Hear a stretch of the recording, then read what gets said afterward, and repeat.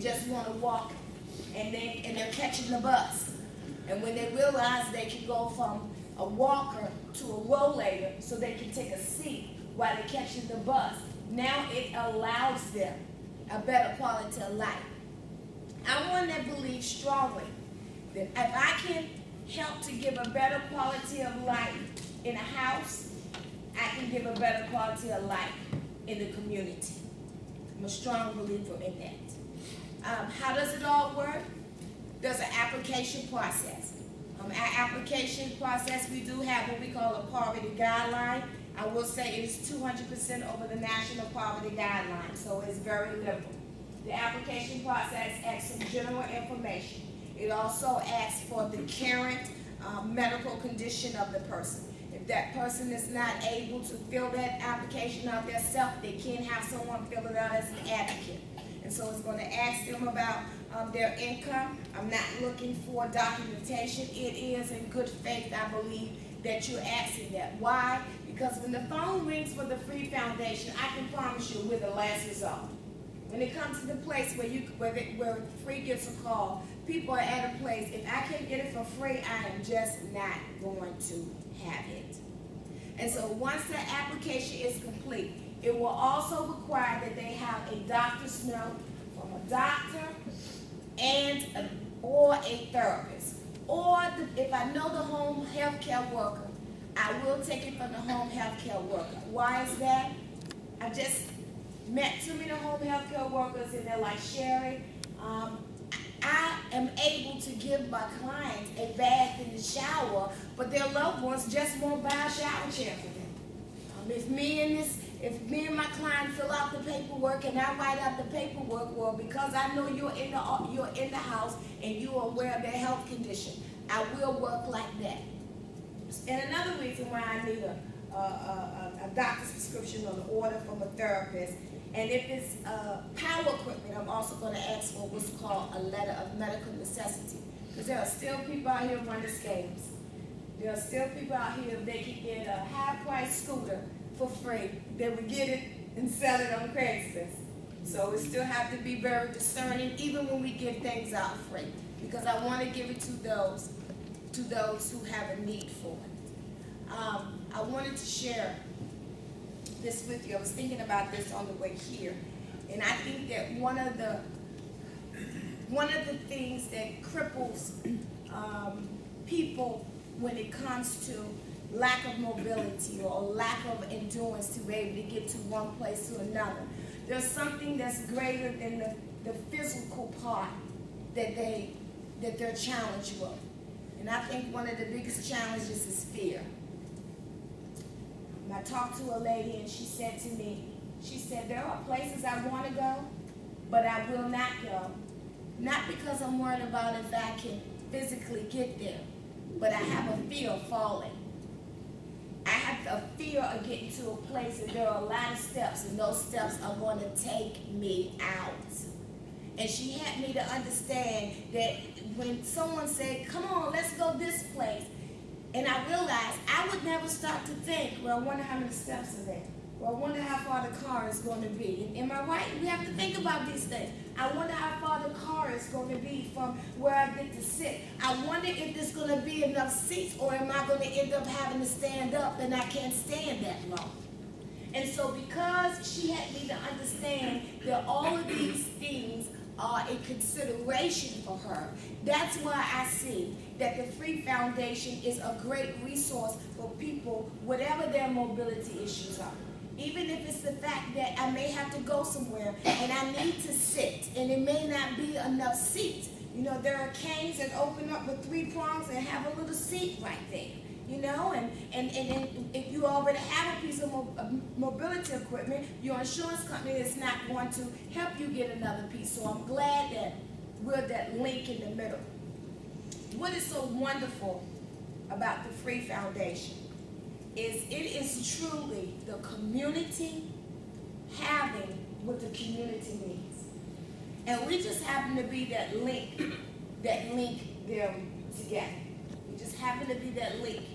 That I have people, when they donate power equipment, scooters, brand new scooters, when they donated, they're like, I know what I went through for my loved one to try to get to school. I went through everything to get to school for my loved one. So I want to make sure that it goes to somebody that needs it, and otherwise they can't get one. And so when they donated to the Free Foundation, they're like, no, I talked to Sherry, and I'm going to need Sherry and Sherry only to come up here and put her hands on this thing. And so I appreciate that. I appreciate that. And I appreciate the fact that I have a way to find a very good home for it. How does the process all work? Like I said, there's an application process. Once the application comes in, there are crates and crates of equipment that comes in from the Goodwill or from the community, just donated straight to the Free Foundation. How do we get the equipment out? We dumpster dive. Basically, that's what it is. We go in the crates and we pull out those things that are in good condition, and we use those, and the things that aren't, we give it back to Goodwill. And they either scrap it for metal, or sometimes I've seen a couple of things show up at some of their auctions. So I think they do one or the other. We have what is called a hub scrub. And a hub scrub is like a giant wheelchair wash machine. This is what it is. And I'm able to put probably a wheelchair, maybe about 4 walkers in there, a couple of shower chairs, and just put as much as I can in there. So it sanitizes and it disinfects. What it doesn't do, it doesn't dry. But that kind of works to my advantage, because sometimes I need a little bit of elbow grease in there to get in there and get it all cleaned up. So it comes out, and we dry it, and we tag it for inventory, and then we match it up with the files that we have. I will say, as the only employee for the Richmond office, that none of this could work if it was not for the great volunteers that have come my way. So I do applaud all those who volunteer and who do come. How many people are we helping? Well, since I came to work with Free, at the time I came, it was being done by some OTs at BCU. And basically, the only thing they had time to do was come in and just match up equipment for their clients that were leaving the hospital and didn't have any equipment. They were not able to answer the phone calls or return emails or faxes. And when I came there was 6 months back of emails and faxes and phone calls. And so after they had the grants to hire a position, it became more organized. I'm able to get the word out a little bit more. And so the foundation is really growing and hoping that it continue to grow. Just as an example, in the month of January, we served 22 people in that month. In the month of April, I served 38 people. In the month of January, we released 36 pieces of equipment. In the month of April, we released 68 pieces of equipment. So the foundation is really growing, so that's great. I mean, we're probably giving equipment to about 500 people a year just in the city of Richmond and in this area. I must also give attention to this. About a year ago, I went and I gave this spiel to the Rotary Club of Jamesville. Do we have any Rotarians in here? Okay. I went to speak to the Rotary Clubs of Jamesville, a great group of people, and told them all about Free. And they was like, I'm in love with the mission. I'm in love with the vision. We just want to be a help. How can we help? And I said, well, let me see how you can help other than volunteer and help me get the word out. 3 days later, they called and they said, do you have a van? And I said, no. He said, you don't do any delivery and pickups? I said, no. He said, don't you find that odd? I said, yes. Considering we are a foundation trying to help people with mobility, why would I expect someone with mobility issues to be able to get to me to pick up their mobility equipment? And so they answered with this way. They said, hey, we just happen to know and have a good friend that owns Puritan Cleaners, and he's getting ready to upgrade all of his cleaning vans. How about we give him to give you a new van? Works for me. I'm telling you how quick they move. In 2 weeks, they had a brand new van.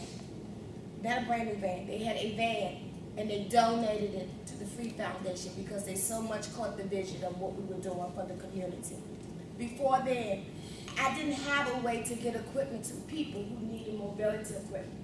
And so often, I made that call and said, ma'am, I'm sorry, but your son, I'm sorry, but your neighbor, I'm sorry, but your friend never picked up your wheelchair, even though I have it here to give to you. So I have to put your wheelchair back in inventory. I make that call constantly every month. But because of the James River Rotarian, guess what? I don't have to make that call anymore. And what's significant to them is when they take a shower chair and knock on somebody's door. If you could see the glow on their face, because they have not sat in their shower in years. And so not only did they donate the van, you guys, they donated the van, they donated their time, they donated the gas, they donated the repair, and twice a month they come back and pick up equipment and deliver it to the city of Richmond. And so what they have done, they have opened up the arms of the Free Foundation even more. I think the vision of this needs to get out there. You all may know people and have loved ones or those in your church, and you can say to them, and you see that they need new mobility equipment, and you will probably hear them say, well, I'm waiting on my insurance. They say I can't get another one for 2 years. You're going to hear that story. Then you can say, well, hey, let me tell you about this foundation. Call over there and they can get you a piece of equipment in about a week. Sometimes I get rid of equipment in the same day. I get the call. This is not uncommon. I have people who leave the hospital and they are parked outside of the Free Foundation in the car because their loved one has no way of getting them out of the car and in the house unless they have a piece of equipment to do just that.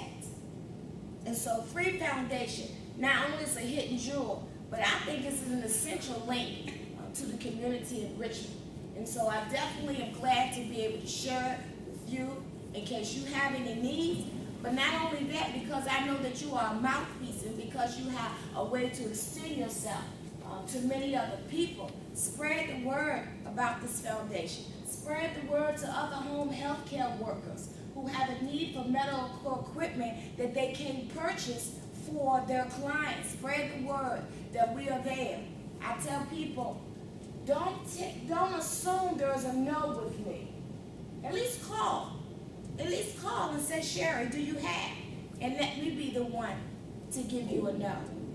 I want to share one more story, and then I'll give you all an opportunity to ask any questions that you may have. This is so many stories, but this is one of my favorite. This one occurred probably about 6 or 7 months after I started working here. There was a father and a daughter, and they were Spanish speaking. I also have co-labeled with Crossover Ministries, and most of their clients at Crossover Ministries are Spanish speaking, and so many times they'll send somebody over there to interpret or reinterpret over the phone. But there was a father and a daughter, and they had need of a Hoyer lift. And so when they came and they came in the lobby, and they had the interpreter with them, and we brought the Hoyer lift out, and they had not seen one before. And so they're looking at this piece of equipment. And so the father had no mobility from his waist all the way down. And we hooked the Hoyer underneath of him, and we began to lift him up out of the wheelchair. And then we swung him around, and then we swung him back to the wheelchair and put him in the wheelchair while the interpreter was letting them know this is how this pieces of equipment work. And the father and the daughter, they looked at each other and they began to weep and they began to embrace. And then they began to share the story with me. And they began to let me know that by the age of 16, whatever happened to the mother, this young girl had become the full caregiver for her father.